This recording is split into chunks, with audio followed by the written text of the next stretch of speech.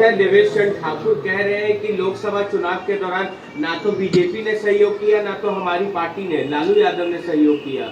देखिए, ये उनका व्यक्तिगत जो भी बोले, कौन किसका चुनौती बनेगा ये तो समय बताएगा। इस पर आप और हम भविष्यवाणी अभी कैसे कर सकते हैं? अभी प्रशांत किशोर को कौन सा गरीब जानता है यहाँ का? तो पहले गरीब की बात तो हो जाए, उसके बाद। पूरे देश का युवा इस बात से चिंतित है कि जब राहुल गांधी अभी तक युवा बन के नेतागिरी करेंगे तो हम युवाओं का क्या होगा। ये समस्या एक बहुत बड़ी आने वाली है। पॉलिटिशियन को भी अब थोड़ा सा अपना स्तर ऊंचा करना होगा, चाहे वो किसी भी पार्टी के नेता हो। नेताओं को अपना थोड़ा सा स्तर ऊपर करना होगा। रोज जो है एक ही चीज पर, कभी ये दल चाहता है क्रेडिट लेना, कभी वो दल चाहता है क्रेडिट लेना। कुछ नया चीज सोचिए ना। देखिए, मैं बताता हूं, राहुल गांधी को मैं राजनीतिज्ञ मानता ही नहीं, क्योंकि अभी इतने उम्र बीत जाने के बाद भी वो युवा ही कहते हैं, युवा नेता। तो अगर 55 साल में लोग युवा नेता रहते हों तो फिर युवाओं का क्या होगा? तो ये लोग युवाओं का रोजगार छीनने वाले लोग हैं, जो कि बुढ़ापे में भी अपने आप को युवा कहते हैं। तो पूरे देश का युवा इस बात से चिंतित है कि जब राहुल गांधी अभी तक युवा बन के नेतागिरी करेंगे तो हम युवाओं का क्या होगा। ये समस्या एक बहुत बड़ी आने वाली है। इसीलिए वो जात पात की बात तो अलग है, पहले तो युवाओं का हक छीनने वाला नेता इस देश में नहीं चलेगा। जातीय आधारित गणना पूरे देश में कराने की बात कर रहे हैं, सदन में लेके। भाई, इसमें हमें ये समझ में नहीं आ रहा है कि जातीय जनगणना में लोगों को दिक्कत क्या है। क्यों इस पर सवाल हम कर रहे हैं।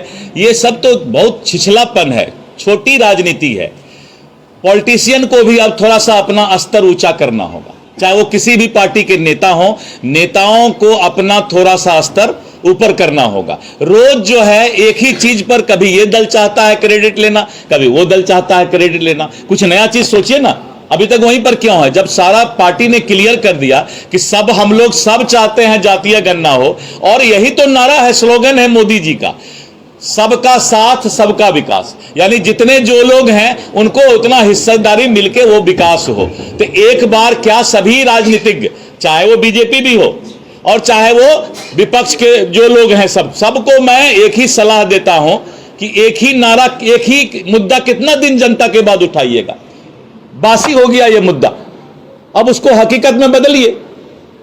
कौन जाति गणना के विरोध में कौन नेता है? एक चेहरा बताइए, एक नाम बताइए। नहीं, मैं कर रहा हूं, मेरे समय में हुआ। ये सब राजनीति का घटिया स्तर है, जिसे मैं अनुरोध करता हूं सभी राजनीतिक दल के नेताओं से कि इन सब के अलावा देश का जो ज्वलंत मुद्दा हो, कुछ भी दूसरा मुद्दा उठाइए। एक अहम सवाल है, सांसद है देवेश चंद्र ठाकुर कह रहे हैं कि लोकसभा चुनाव के दौरान ना तो बीजेपी ने सहयोग किया ना तो हमारी पार्टी ने, लालू यादव ने सहयोग किया।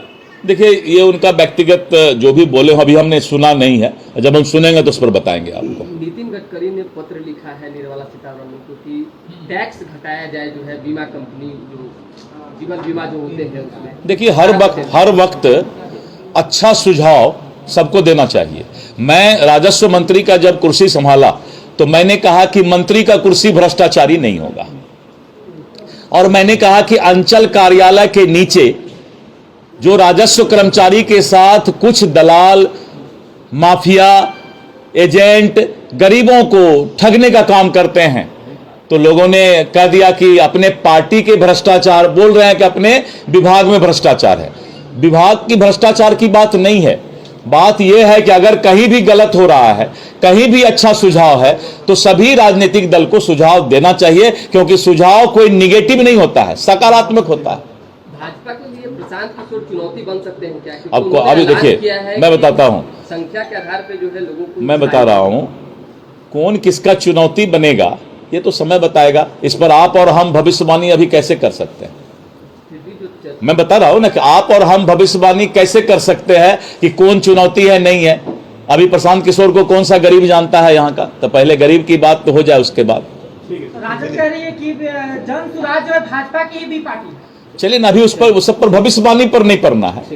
अभी पत्रकार बंधु लोग को भी यही सोचना है कि ज्यादा भविष्यवाणी हम लोग नहीं करेंगे। ठीक है, एकदम, हाँ, एकदम मिला जुला करके कोई भविष्यवाणी नहीं।